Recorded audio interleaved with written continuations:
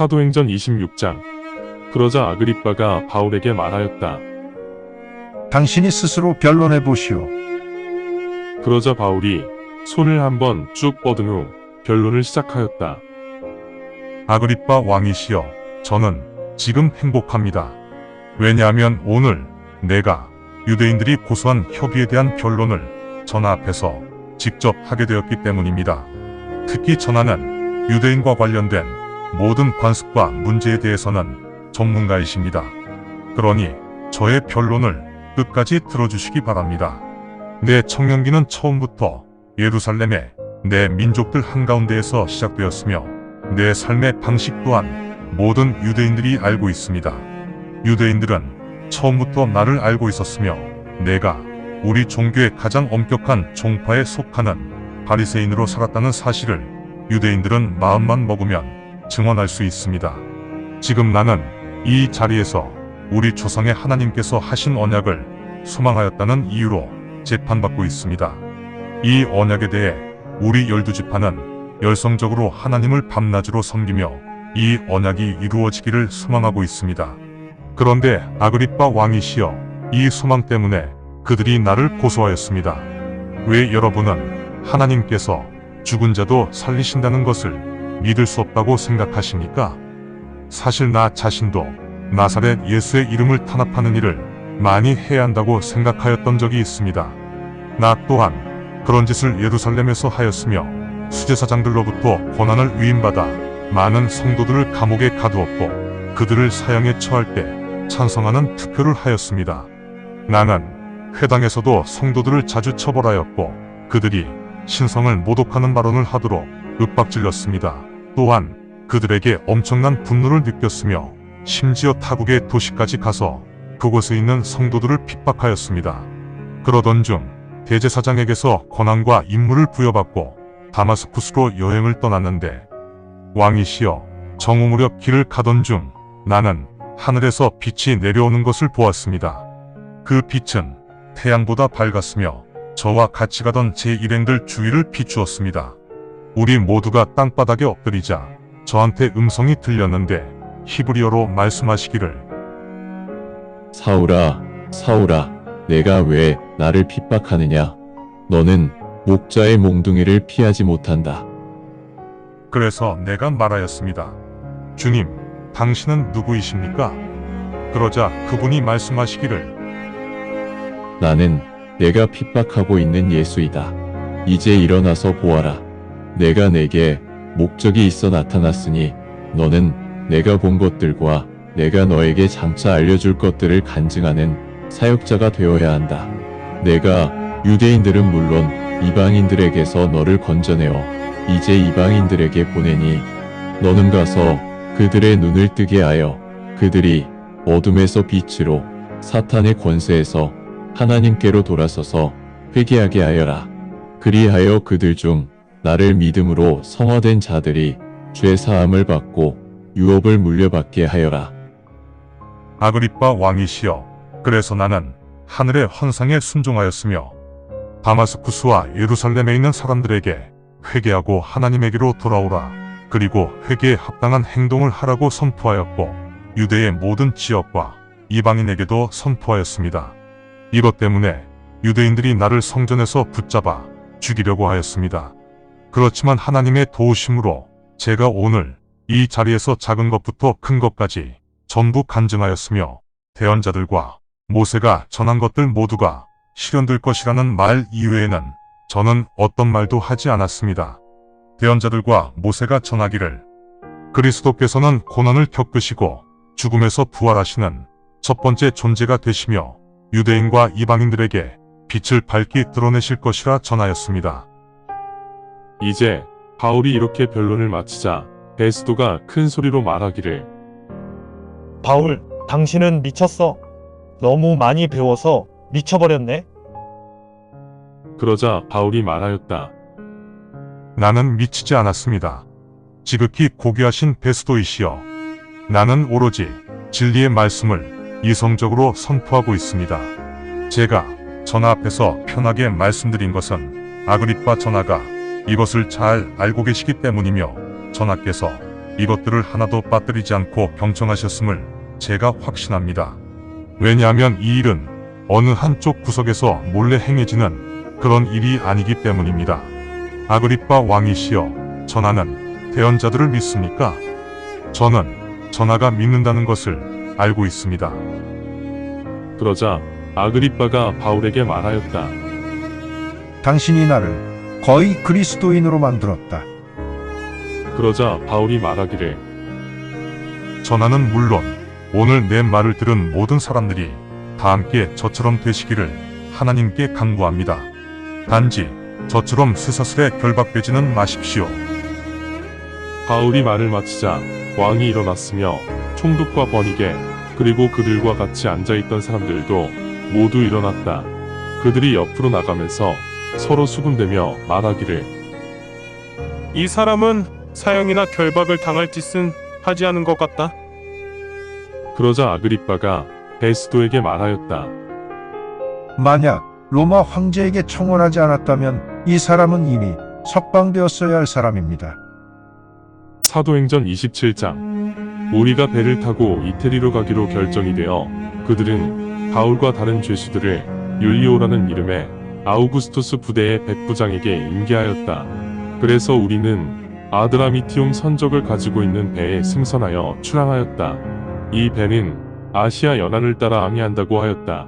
데살로니가의 마케도니아 사람 아리스다고가 우리와 함께 있었다. 그 다음날 우리는 시돈에서 상륙하였다. 율리오 백부장은 바울을 친절하게 대하였고 바울이 친구들을 만나 도움을 받을 수 있도록 자유를 주었다. 다시 출항을 하였는데 바람이 역풍이라 키프로스를 바람막이 삼아 항해하였다. 딜리기아와 밤빌리아의 앞바다를 항해한 후 루기아의 도시 무라에 도착하였다. 백부장이 이태리로 가는 알렉산드리아 선족의 배를 발견하고 우리를 그 배에 태웠다. 우리는 긴 시간 동안 천천히 항해하여 어려운 가운데 크니두스 앞바다에 도착하였으나 바람 때문에 항로대로 항해할 수 없어 살모네 앞바다에서 크레테를 보호벽으로 삼으면서 항해하였다. 그곳을 어렵게 통과한 후 라세아시 인근에 있는 공정한 항구라 부르는 곳에 도착하였다. 그곳에서 너무 오래 정박하여서 금식하는 절기가 이미 지났기 때문에 항해하기가 힘들어졌다. 그래서 바울이 그들에게 조언하며 말하기를 친구들이여, 이번 항해에 재난과 손실이 클 것이며 화물과 선체는 물론 인명피해도 있을 것입니다. 하였다.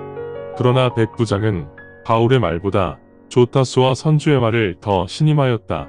이 항구는 겨울을 지내기에 부적합하였기에 대다수가 출항할 것을 권하였다. 어떻게 잘하여 베니게까지만 가면 크레테 항구는 남서 및 북서 방향으로 트여 있어 겨울을 보내기 적합한 곳이었다. 남풍이 부드럽게 불어오자 이상적인 상황이 되었다고 생각하고 출항하여 크레테 연안을 항해하게 되었다. 그러나 머지않아 역풍이 폭풍처럼 불어와 유로클루돈에 기항하였다. 배가 역풍에 막혀 앞으로 나가지 못하자 배를 바람 방향으로 표류하게 놓아두었다. 글라우다라 부르는 섬을 보호막으로 삼아 항해를 하면서 어렵게 구명정을 확보하였다. 구명정을 배 위로 올려 줄로 구명정 밑을 단단하게 고박하였고 시르티스 백사장에 좌초할 수 있다는 두려움에 급히 돛을 내리고 표류하였다. 배가 심하게 폭풍에 떠밀리고 있어 그 다음날 배의 무게를 줄이는 작업을 하였다. 셋째 날에도 우리는 배에서 사용하는 무거운 도구들을 모두 바다에 버렸다. 태양도 별도 오랫동안 보이지 않았고 꽤 심한 폭풍이 몰아치고 있어 살아날 것이라는 희망이 점점 사라졌다. 오랜 기간 음식을 먹지 못하였으므로 그때 바울이 그들 가운데 일어나 말하기를 친구들이여, 여러분은 내 말대로 크레테에서 출항하지 말았어야 합니다. 그래서 재난을 당하고 손실이 발생하였습니다. 그래도 아직까지 배에만 손실이 발생하였고 여러분의 인명피해는 없었으므로 이제 여러분이 용기를 내야 합니다.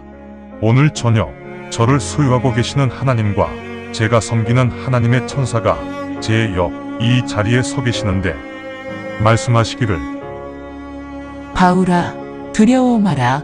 너는 필히 로마 황제 앞으로 끌려가게 될 것이며 하나님께서 진실로 너와 함께 항해하는 이 모든 사람들을 내게 주셨다. 하셨습니다. 그러므로 용기를 내십시오. 친구들이여, 하나님께서 말씀하신 대로 들 줄을 믿습니다. 단지 우리가 배를 섬에 저초시켜야 할 것입니다. 이제 14일째 되는 날 아드리아 해에서 오르락내리락하며 표류하던 중 자정 무렵에 배가 육지에 가까이 접근하고 있음을 뱃사람들이 감지하게 되었다. 수심을 재어보니 36m였고 좀 더 앞으로 가서 수심을 재어보니 27m였다. 그래서 암초와 충돌하지 않도록 섬 밑쪽에 닻을 4개 떨어뜨리고 아침까지 기다렸다. 그런데 뱃머리에서 닻을 내리는 척 위장하면서 선원들이 배에서 탈출하려고 구명정을 바다에 내리려고 하자 바울이 백부장과 병사들에게 말하였다. 이 선원들이 배에 있지 않으면 여러분은 구조될 수 없습니다.